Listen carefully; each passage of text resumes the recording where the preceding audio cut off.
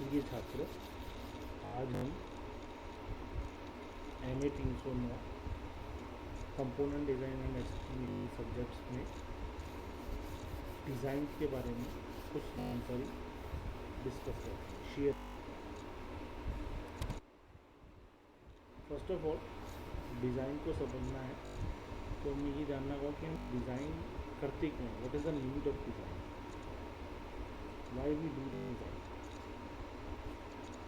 कोई भी मशीन है जो पर्टिकुलर टास्क करने के लिए या असिस्ट करने के लिए कई पार्ट्स और मैकेनिज्म से मिलकर बनती है और उन सबका कलेक्टिव एफर्ट ही होता है कि हम अपने डिज़ायर्ड गोल्स और डिज़ायर्ड वर्क को उस मशीन की मदद से प्राप्त कर सकें।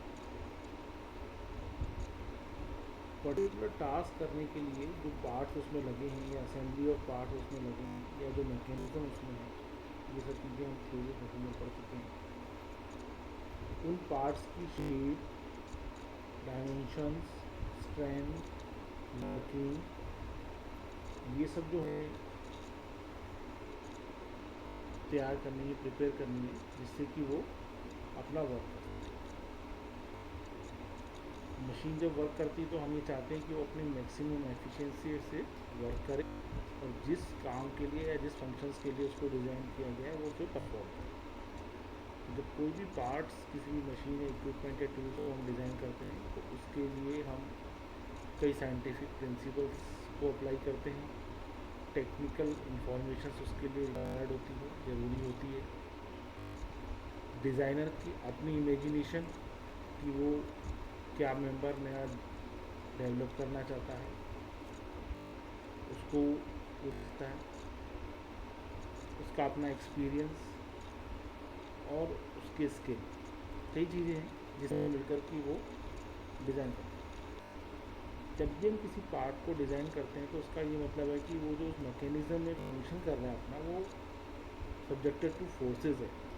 पार्ट्स के ऊपर फोर्सेस लगेंगे जिसकी वजह से मोशंस भी प्राप्त हो सकते हैं। तो वो पार्ट बिना फेल हुए अंडर फोर्सेस एक प्रकार की एनर्जी से दूसरी प्रकार की एनर्जी में ट्रांसफॉर्म करता है, मैकेनिकल एनर्जी में उसको कन्वर्ट करता है, या फिर वो जो टास्क उसको दिया गया है, जो फंक्शन उसका है, जो वर्क उसका, उसको फुलफिल करता है। उसको देख करके उस पार्ट को बनाया जाता है, डिज़ाइन किया जाता है।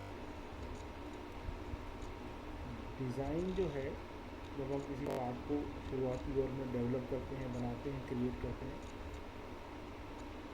तो वो एक इटरेटिव प्रोसेस है। इटरेटिव का मतलब बार बार जब तक आप उसको ऑप्टिमाइज़ नहीं कर लें, आप उसमें सुधार करते रहते हैं, मॉडिफाई करते रहते हैं, ये इटरेशंस कहलाता है।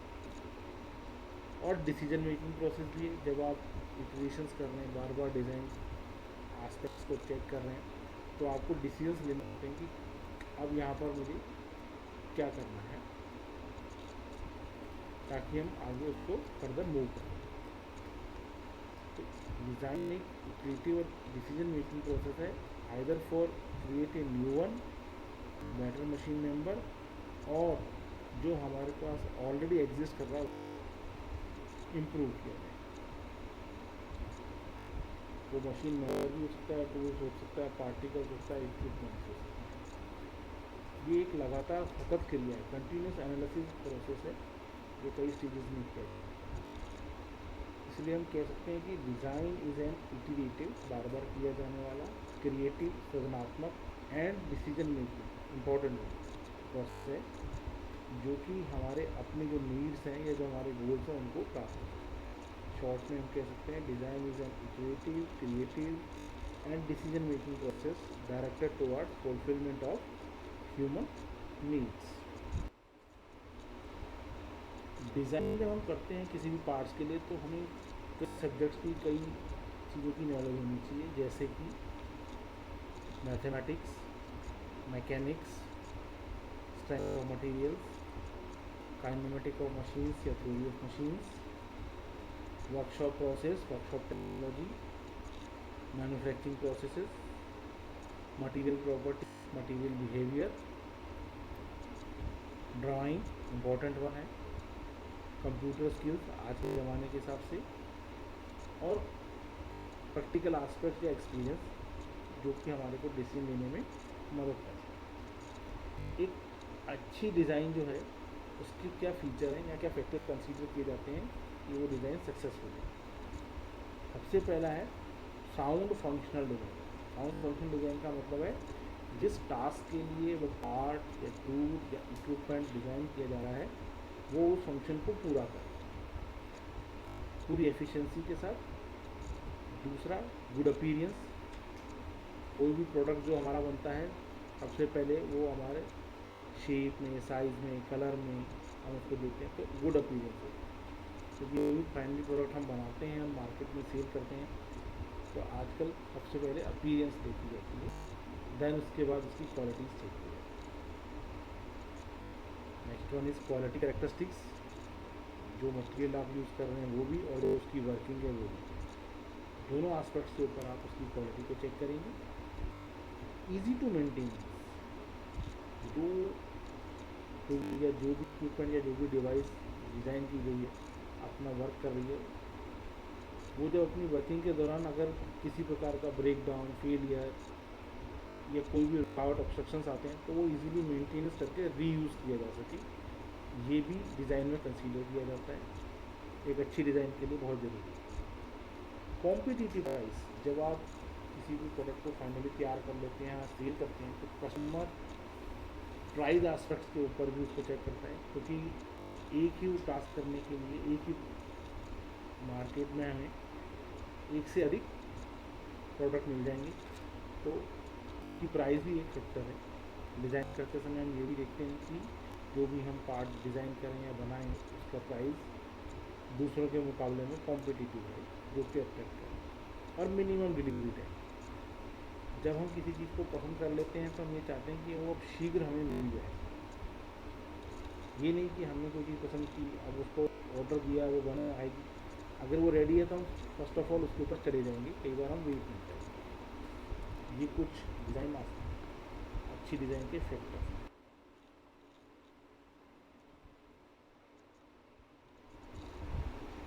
काइंड्स ऑफ डिज़ाइन, हम इसको तीन तरह से कैटेगराइज करेंगे। First is adaptive design.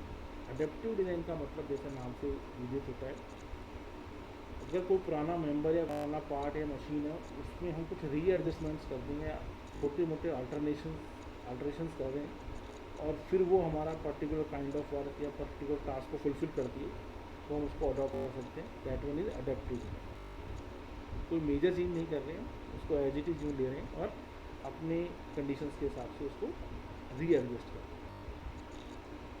दूसरा है development of design.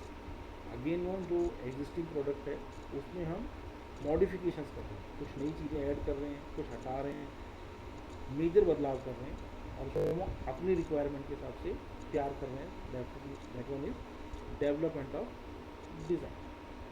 Third one is new design. हमने बिल्कुल नया कंसेप्ट लिया है, कोई नया पार्ट डिज़ाइन कर रहे हैं, अब उसके लिए हम रिसर्च भी करेंगे, बनाते समय उसमें एनालिसिस, सिंथेसिस, डिसीजन, ये सब लेकर नया डिज़ाइन है। It is a long process, और जैसा कि न्यू डिज़ाइन है तो वो अट्रैक्ट भी कर सकती है, और उसके चांसेस मार्केट में डिफरेंट भी। एक अच्छे डिज़ाइनर को उसकी जिस भी सब्जेक्ट मैटर की नॉलेज के अलावा और कौन सी स्किल होनी चाहिए, उसको हम डिस्कस करने की कोशिश करते हैं। पहला है इमेजिनेशन पावर। जो भी डिज़ाइनर हो उसकी इमेजिनेशन, जो कल्पना शक्ति है, वो बहुत काम की चीज़ है। ये ज़रूरी नहीं है कि जब वो कोई टास्क कर रहा हो या जब कोई पेंसिल लेकर या मशीन पर काम कर रहा हो तभी उसके पास वो सब विचार आए। अगर उसको कभी अनदर टाइम भी कोई विचार आ रहे हैं तो उसको इमेजिनेशन हो रही है, तो उसको वो मेमोराइज भी कर ले, तो गुड मेमोरी भी उसकी एक अच्छी स्किल है। इमेजिनेशन करना भी एक अच्छी स्किल है। जब तक आपके दिमाग में कोई पिक्चर नहीं बनेगी, कुछ भी आप आगे नहीं बढ़ेंगे, उस प्रोसेस को आगे फुलफिल नहीं करेंगे। ब्लाइंडली आप किसी भी चीज़ को आगे नहीं कर सकते। लेकिन जब आपकी मेमोरी अच्छी है, इमेजिनेशन पावर अच्छी है, तो जो चीज़ आपने सोची है बनाने के लिए, जिस तरीके से उस काम को करने का सोचा है, उसकी लॉजिकल थिंकिंग मौजूद है कि क्या वो चीज़ फिजिबल है, ये सबसे इम्पोर्टेंट है। अगर वो फिजिबल है तब तो हम आगे बढ़ें, नहीं तो हम अपनी वे ऑफ थिंकिंग चेंज करें, रूट चेंज करें और उसमें कुछ मॉडिफिकेशन करें। कॉन्शियसनेस, अवेयरनेस, आज के युग में क्या हो रहा है, हमारे आसपास क्या घट रहा है, जो चीज़ मैं सोच रहा हूँ उसके बारे में, उस फील्ड में और क्या नई चीज़ आ रही है, इसकी अभी जानकारी होना एक अच्छे डिज़ाइनर के लिए बहुत ज़रूरी है। क्रिएटिविटी, इन्वेंटिव टैलेंट, जब तक आप में कुछ करने की इच्छा नहीं हो, कुछ नया सोचने की इच्छा नहीं हो, सृजनात्मक नहीं कर सकते आप, ये टैलेंट आप में अगर है तो आप एक अच्छा डिज़ाइनर बन सकते हैं। गुड जजमेंट एबिलिटी, या दूसरी भाषा में कहें डिसीजन मेकिंग, सही समय पर अगर आप सही डिसीजन लेंगे ड्यूरिंग डिज़ाइन तो आपकी डिज़ाइन सही रास्ते पे जाएगी। Ability to complete on one thing, जब आप डिज़ाइन कर रहे हैं तो आपके दिमाग में कई तरह के विचार आएंगे, कई तरह के ऑप्शंस आएंगे, लेकिन जिस पर आप काम कर रहे हैं पर्टिकुलर उस समय आप अगर उस टास्क पर रहें तो आप वर्क आउट कर सकते हैं। कई बार ऐसा भी होगा कि आपको लगेगा कि कोई रिजल्ट नहीं निकल रहा है, लेकिन आपको अपने पॉइंट के ऊपर कंप्लीट रहना है, वर्क करना है, तो आप कितना स्टिक रह सकते हैं अपने पॉइंट पे, वो भी डिज़ाइनर के लिए बहुत ज़रूरी है। सेल्फ कॉन्फिडेंस, जो मैं कर रहा हूँ यदि उसी पर मुझे विश्वास नहीं है, अपने आप पर विश्वास नहीं है, तो मैं जो भी कर रहा हूँ उसमें मैं कन्फ्यूज होता हूँ। तो सेल्फ कॉन्फिडेंस बहुत ज़रूरी है। कोऑर्डिनेशन, इंटीग्रिटी या बैलेंस टेंशन, काम करते समय कई टास्क करेंगे और चीज़ें भी आएंगी, लेकिन आपको अपना दिमाग शांत रखते हुए जो भी आपने वेरियस टास्क किए उनमें बीच में कोऑर्डिनेशन बैठाना है। दूसरे लोगों के साथ भी अगर आप काम करें तो उनके साथ भी आपको कोऑर्डिनेशन बैठाना है। ज़रूरी नहीं है कि पूरा डिज़ाइनिंग टास्क आप अकेले कर रहे हो, आपके साथ और भी कई लोग कर रहे होंगे, उन सबके साथ समन्वय स्थापित करना आपको आना चाहिए, तभी आपकी डिज़ाइन सक्सेसफुल हो सकती है। कम्युनिकेशन, आपने क्या सोचा, आपने क्या एनालाइज किया, आपको क्या लगता है, ये आप अपनी टीम के मेंबर के साथ जब तक तरीके से डिस्कस नहीं करेंगे, उनकी चीज़ों को आप नहीं समझेंगे और अपनी चीज़ को उनको नहीं समझा पाएंगे, तो आप एक सक्सेसफुल डिज़ाइनर नहीं बन सकते। ऑप्टिमाइजेशन, ऑप्टिमाइजेशन का मतलब है कि अगर मैं कोई चीज़ बना रहा हूँ, चेक कर रहा हूँ, टिक कर रहा हूँ, तो उसको मुझे पूरी तरह से ऑप्टिमाइज मतलब मैक्सिमम एफिशिएंसी के साथ काम करना है, मैक्सिमम एफिशिएंसी के लिए बनानी है, जिसकी ड्यूरिंग द यूज़ वो फेल ना हो। और लास्ट वन है कि जो भी कुछ मैंने किया है उसका मुझे प्रेजेंटेशन आना चाहिए, रिपोर्ट बनानी आनी चाहिए, दूसरे लोग उसको जान सकें, ये मुझे प्रोजेक्ट करना आना चाहिए। ये क्वालिटीज़ हैं जो कि एक सक्सेसफुल डिज़ाइनर में होनी चाहिए।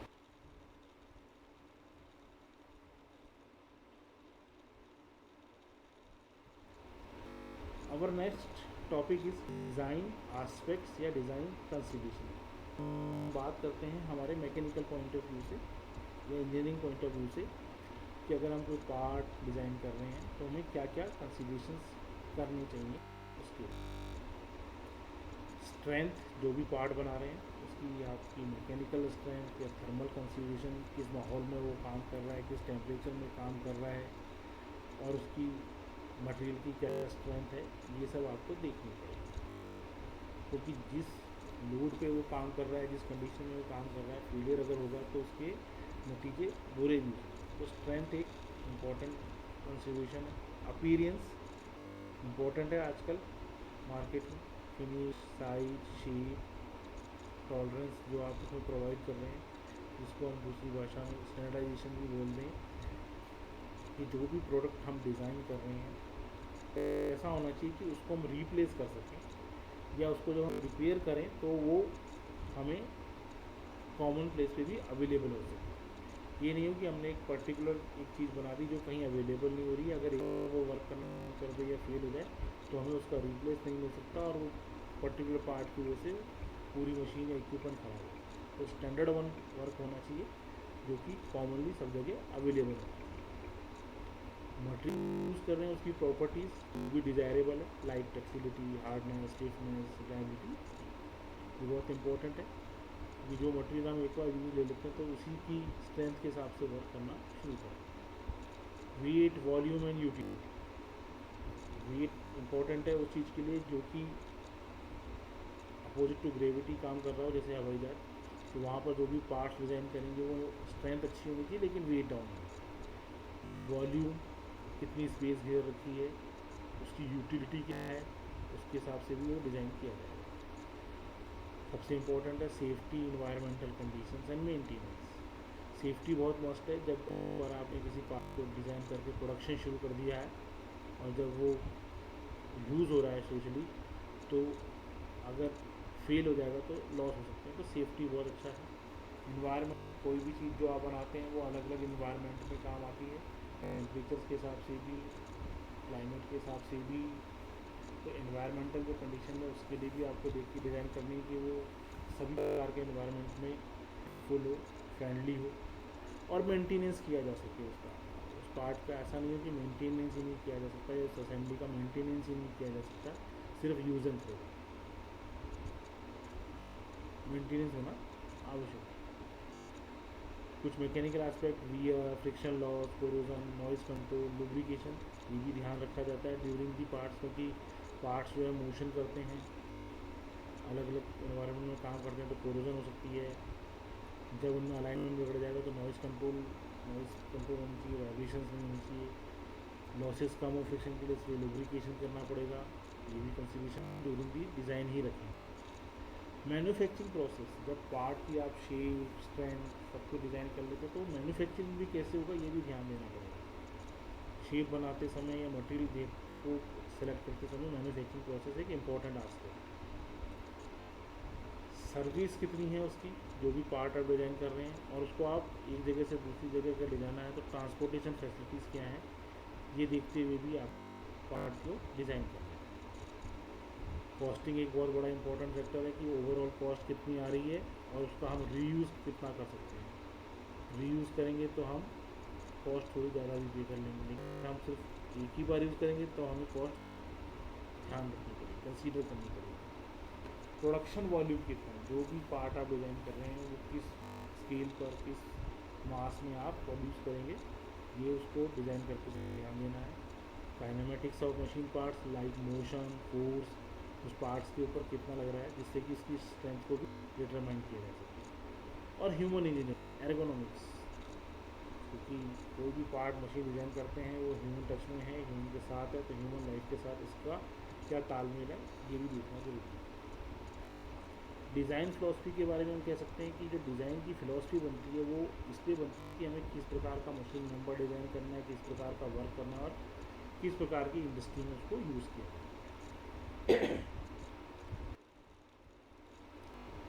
एक सिंपल डिज़ाइन प्रोसीजर है जिसको हम डिस्कस करते हैं। First of all, recognition of need, और जो नीड है उसको हम एक जनरल टर्म में डिफाइन करते हैं, यानी कि हमारे को क्या टास्क करना है, क्या वर्क करना है, उसको सबसे पहले हम आइडेंटिफाई करेंगे। उसको ही ध्यान में रखते हुए हम उसको अपने डिज़ाइनर्स को या जनरल टर्म्स में उसको डिस्क्राइब करते हैं। जब आपने एक बार अपनी ज़रूरत को मान लिया तो आप उस नीड के लिए क्या क्या चाहिए उसको एक्सप्लोर करें, उसको डिटेल में बताएं कि आपकी रिक्वायरमेंट्स क्या क्या हैं और उस डिज़ाइन को बनाने के लिए आपको किन की चीज़ों की ज़रूरत पड़ सकती है। ये रिसर्च का विषय है ताकि आपको आगे प्रॉब्लम ना आए, बार बार एनालिसिस करनी पड़ेगी। बेहतर है आप किसी चीज़ को प्रोड्यूस करने से पहले इस चीज़ को ध्यान रखने की क्या चीज़ें आपको चाहिए, किस तरह से एक्सप्लोर की जानी है, क्या क्या रिक्वायरमेंट। जब आप ये चीज़ तय कर लेंगे तो आपको उसकी फिजिबिलिटी चेक कर लेंगे, क्या जो आप करने जा रहे हैं वो वाकई सही है, फिजिबल है, कर सकते हैं, फ़ायदेमंद है। कई आस्पेक्ट हैं जिनके ऊपर आपको फिजिबल देखना है। उसकी मैन्युफैक्चरिंग है वो फिजिबल है, उसकी वर्किंग है वो फिजिबल है, टेक्निकल नो हाउ वो देखना है। ये सब आपको स्टडी कर, जब आप आश्वस्त हो जाएंगे इस चीज़ के लिए तो आप आगे बढ़ेंगे। अगर आपको फिजिबिलिटी सही नहीं करना है तो आप वापस से अपनी नीड को पहचानिए, रिक्वायरमेंट को पहचानिए, चेंज कीजिए, मॉडिफाई कीजिए, प्रॉब्लम आ रही तो उसको सॉल्व कीजिए। ये रिपीटेटिव इटरेटिव टास्क है। एक बार जब आपको लग जाए कि हाँ वो वर्क ओवर है, वो हो सकता है, देन आप उसकी अब क्रिएटिव डिज़ाइन या सिंथेसिस शुरू कीजिए। अब आप जो छोटी छोटी पार्ट्स के रूप में, असेंबली के रूप में, मैकेनिज़म्स के रूप में क्या क्या ज़रूरत है उसके हिसाब से आप डिज़ाइनिंग करना शुरू कीजिए वेरियस एस्पेक्ट्स के ऊपर, डिज़ाइन एस्पेक्ट्स को ध्यान रखिए। फिर उसके बाद आपको प्राइमरी स्टेज के ऊपर पार्ट्स को और सिस्टम को, डिज़ाइन को करना है जिससे कि वो प्रॉपरली फंक्शन करे।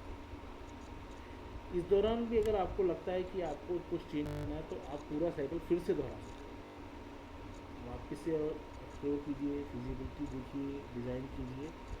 जब यहाँ आप प्रिलिमिनरी जो प्राथमिक डिज़ाइन है उसके ऊपर और पार्ट्स की डिज़ाइनिंग के ऊपर आप फाइनल हो गए, अब आप डिटेल डिज़ाइन विस्तृत रूप में हर पार्ट की, एक एक बारीक चीज़ की, एक एक असेंबली की, एक एक मोशन की, एक एक फोर्स की डिटेल में डिज़ाइन कीजिए ताकि आपका पूरा मैकेनिज्म तैयार हो। और फिर जो पार्ट्स आप डिटेल में डिज़ाइन हो चुका उसकी आप नेक्स्ट स्टेज में टेस्टिंग करिए, प्रोटोटाइप बनाइए अगर आपकी टेस्टिंग सक्सेसफुल होती है। अगर यहाँ आपको लगता है कि फिर उसमें कुछ चेंज करना तो अगेन आप प्राथमिक डिज़ाइन ले जाइए, पार्ट्स को चेंज कर दीजिए, फिर डिटेल डिज़ाइन कीजिए, टेस्टिंग कीजिए। ये एक कंटिन्यूस मल्टी स्टेज प्रोसेस है। जब आपकी टेस्टिंग ओके हो जाए, प्रोटोटाइप बनाया वो भी ओके हो जाए, तब आप उसको फाइनली तैयार रखिए, फाइनली सेट कीजिए और प्रोडक्शन के लिए तैयार रहिए। जब आपकी डिज़ाइन तैयार हो जाए फाइनेंशियल में तो आप उस प्रोडक्ट को मैन्युफैक्चर कर सकते हैं। सिंपल डिज़ाइन प्रोसेस है जिसकी मदद से आप, ये कॉमन प्रोसेस है जिसकी मदद से आप किसी भी पार्ट को डिज़ाइन कर सकते हैं।